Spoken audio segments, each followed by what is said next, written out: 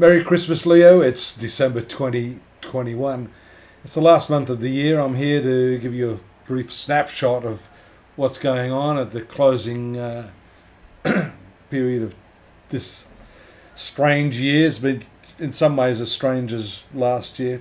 The big event really for you is taking place here in this the fifth house, which is your romantic area. The sixth house does contain Venus, the natural ruler of love and romance. But an eclipse here is very, very important. It's what we call the first trachona or trinal house. And there it is on the 4th of December.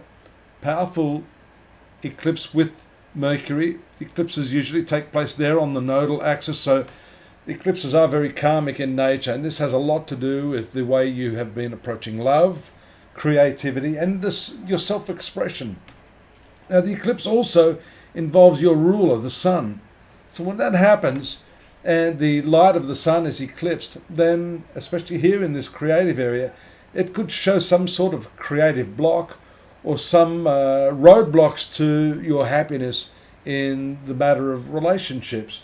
So it's important to work with these energies, and you'll notice here, because the eclipse has taken place near the south node, which is your past karma, and Venus, we're going to talk about that in a little bit, goes retrograde on the 18th, that there is a retrospective feel to this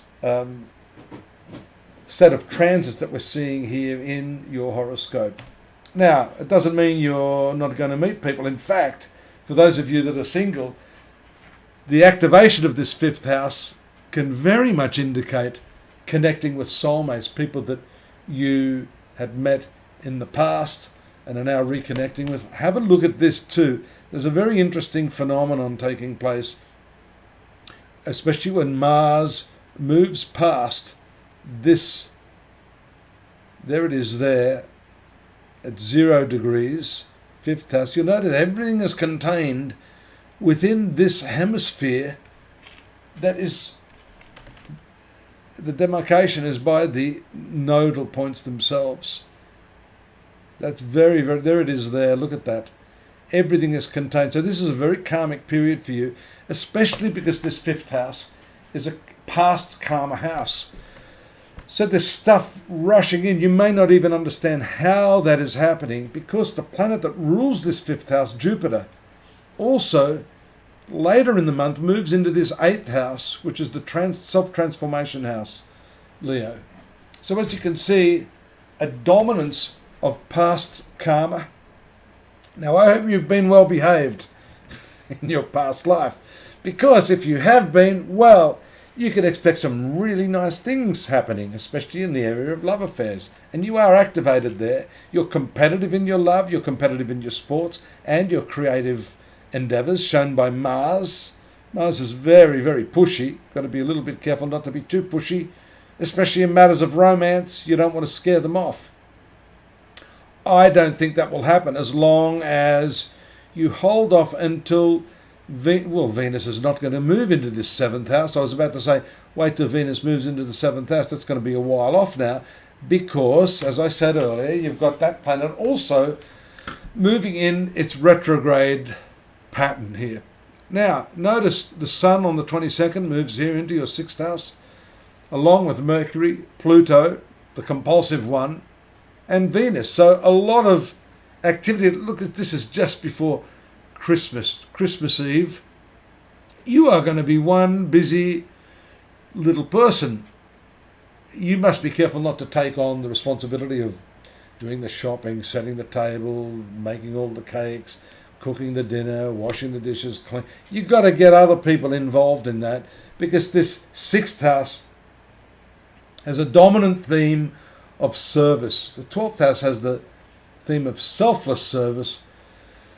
But here we see you are trying to help everyone, you're trying to support them, and there may be a compulsive component to that, shown by the close proximity of Pluto.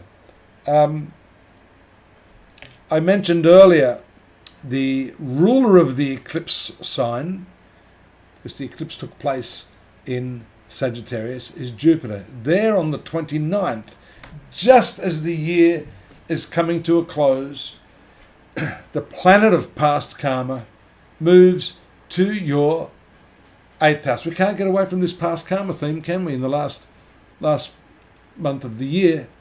Moving to this 8th house is a pretty significant transit. It is the zone of psychological activities, undoing those knots that have held you back. To some extent, there are subconscious patterns that will be percolating through this area of your horoscope. And notice too that Pisces is on the cusp of this 8th house, which is the selfless planet, again in keeping with this theme that I mentioned earlier. So, help, do your fair share, but don't be afraid to say no and get others to pitch in so that the workload is distributed fairly.